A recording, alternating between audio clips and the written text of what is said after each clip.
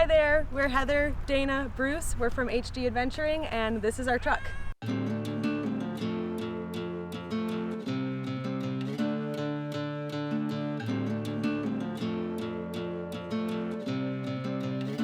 We built this 2007 Mitsubishi Fuso from a fire truck chassis, and now it's our house.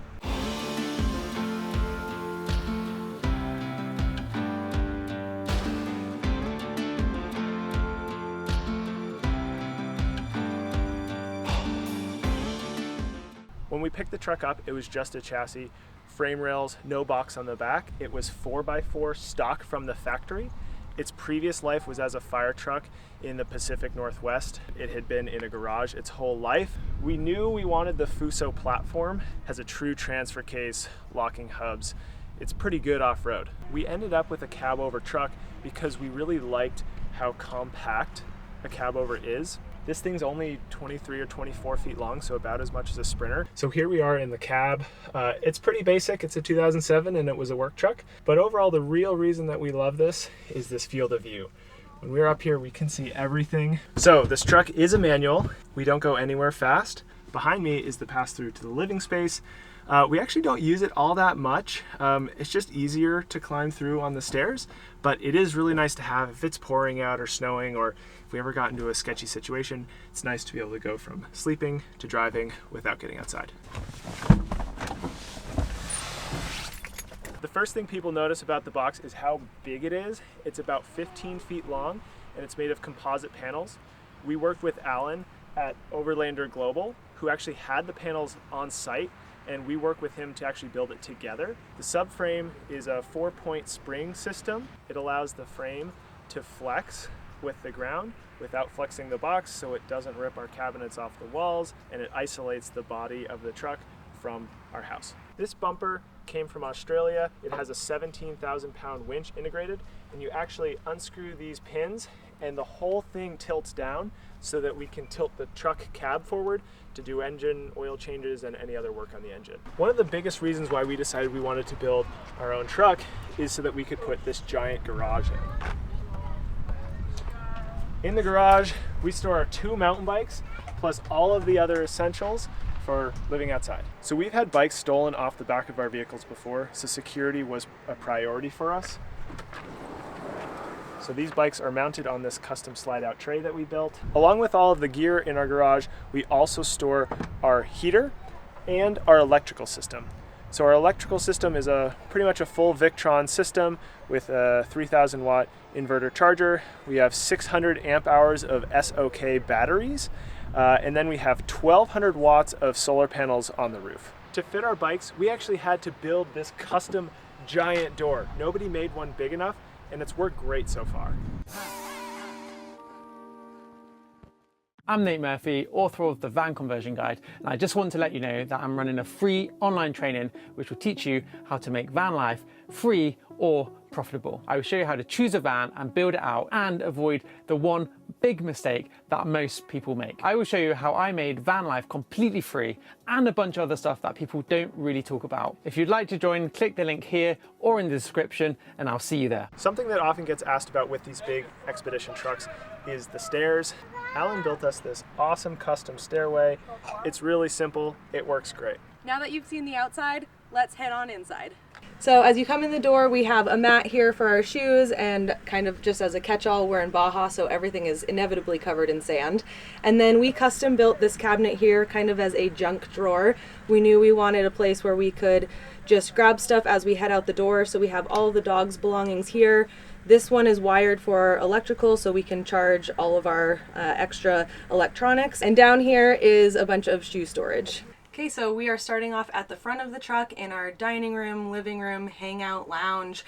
This dinette we custom built. It holds our 50-gallon water tank under here at the front, and then we have storage under each of these side benches. This is our pass-through to the front of the truck, like you saw before. And then above that is the interior unit for our mini split AC. We love this thing. It cools it down so fast in here. It takes like 5 minutes and we're freezing. We have 6 giant Arctic Tern windows in here, and we love these because they have the integrated bug screens and blackout shades, and they are super functional but also let in so much light. So for our front lounge area, we really wanted enough space to host people. We think we can fit probably 5 or 6 people around the table. And then the awesome thing about this is it actually converts into a guest bed. So as you guys saw, this converts into a bed, and we actually use the table top as the base for the bed, and it just sits on those 2 pieces of wood that clip into either side of the dinette. And then this is the cushion from the pass-through, and it fits perfectly right here to make a bed. Actually, our sleeping bags are in these pillows, so everyone has bedding too. All right, so we are moving back behind the dinette now on the driver's side of the truck, and this is our kitchen. So we have actually flat packed straight from the factory cabinets that we were able to use, and that is one of the benefits of building in a box. Everything is actually pretty much square. So our sink is actually kind of interesting because we did our fridge underneath. We had hardly any space for plumbing, so we had to get a little bit creative, and this is actually a handicap accessible sink. So it's pretty shallow, so that's why we decided to go with something really wide. Even though the sink is fairly shallow, we're really happy with its performance because it's so wide. We're able to fit all of our dishes in here, and it's functioned for us really perfectly. We do regain a bunch of counter space because of the integrated cutting board. And so really, at the end of the day, we still have a bunch of space. So now we'll move on to the fridge. This is a chest style Iceco fridge and freezer. It's dual zone, so we can set either to do both options. We've had this exact model in all of our builds, basically. It's lasted us several years, and we really like it because it's efficient. We can pack in probably 10 days to 2 weeks supply of food in here if we are good at planning. Alrighty, so sliding over here to the cooktop. This is a double induction cooktop, and we opted not to integrate it into the counter. A lot of people do that, but we liked the portability of picking it up, taking it outside so we can cook outside on a nice night. And also if something goes wrong with it, it's really easy to replace. Below the cooktop, we have 3 large drawers. These hold all of our cooking essentials, some personal items, and they did not come with any hardware, so we installed these marine grade locks so that nothing slides around while we're driving. Storage is obviously king when you live in a truck, so we have our spice rack here. We also opted to do a range above the cooktop. This is great because we love to cook fish and, you know, other things that might stink up the house if we didn't have it. And then we also have a microwave above here. Seems kind of crazy to have a microwave in a truck, but we use it pretty much every single day, and it's also it functions as a convection oven, so occasionally we will bake cookies. We have overhead storage on both sides of the dinette. We each have a closet, so this side is Dana's, and mine is over here. So our skylight is another Arctic Tern product, and we love it because it also has the bug screen and the blackout curtain, integrated lights, and then the skylight moves up and down for airflow. So back behind the kitchen is our main entrance to the truck, and this is another Arctic Tern product. The door is extra insulated, and it has this blackout curtain also integrated into it. And then there's also a bug screen here that slides across when we need it. We decided to do jacket storage here, which we don't need as much down here in Baja, but we use them frequently up north. And then one of my favorite things is this sunglass rack up here. It just holds all of our glasses, keeps them safe when we're rattling around on dirt roads, and you always know where your sunglasses are. Next to me here is our shower and bathroom. This is the Nautilus door, so it just slides open. Does a pretty good job with keeping smells and dampness out. But the great thing about using a composite panel box is that the walls are the shower walls. So we didn't have to do any special lining. We just did some extra sealant around the bottom, and it's totally watertight. In here we have our shower and toilet. We do have a nice little window here, which helps a lot with ventilation, but we also added the fan just to have extra ventilation. Our shower is powered by a 50-gallon water tank. That usually gets us about a week if we're pretty conservative. Not showering every day, but showering enough.